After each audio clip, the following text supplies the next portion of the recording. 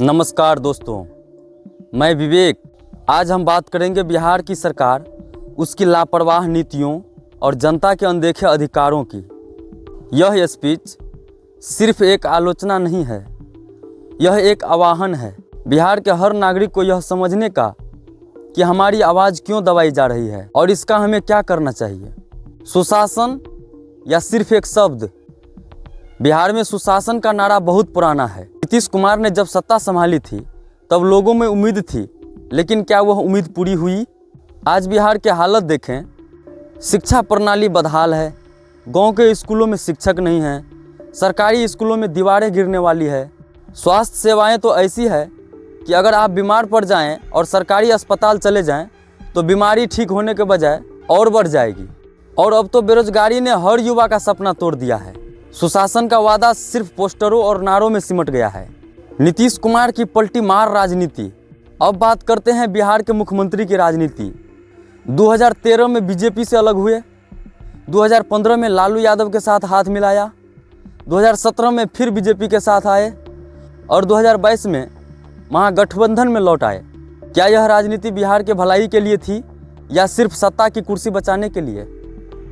किसी भी नेता का सबसे बड़ा गुण होता है स्थिरता और विश्वास, लेकिन बिहार में यह दोनों गायब है और इसका खामियाजा जनता भुगत रही है। जनता की आवाज़ दबाना। अब बात करते हैं आंदोलनों की। जब बीपीएससी पेपर लीक हुआ तो छात्रों ने आवाज़ उठाई, लेकिन उन्हें जवाब देने के बजाय लाठियां दी गई। बाढ़ पीड़ितों ने मदद मांगी तो राहत के नाम पर भ्रष्टाचार हुआ। किसान अपनी फसल के दाम की मांग करे तो उन्हें अनसुना कर दिया गया।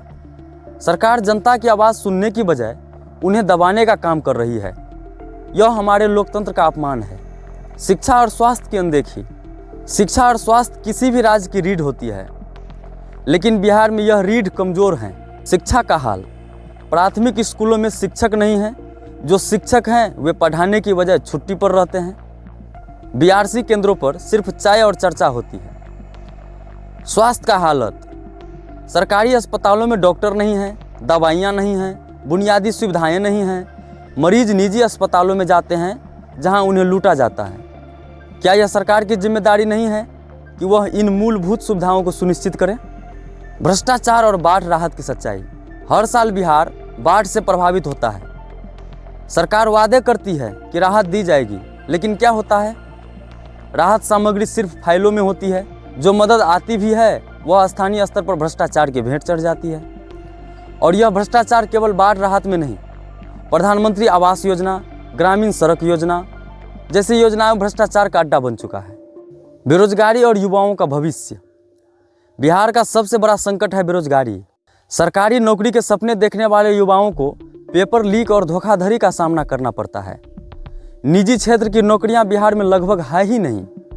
इसका परिणाम यह है कि लाखों युवा बिहार छोड़कर दूसरे राज्यों में पलायन कर रहे हैं। जनता के अधिकार। अब सवाल यह है कि हम जनता क्या कर सकते हैं? हमारे पास अधिकार हैं। सवाल पूछने का अधिकार, सरकार से जवाब मांगिए, चुनाव में सही उम्मीदवार का चयन। सिर्फ जाति और धर्म के आधार पर वोट देने से कुछ नहीं होगा।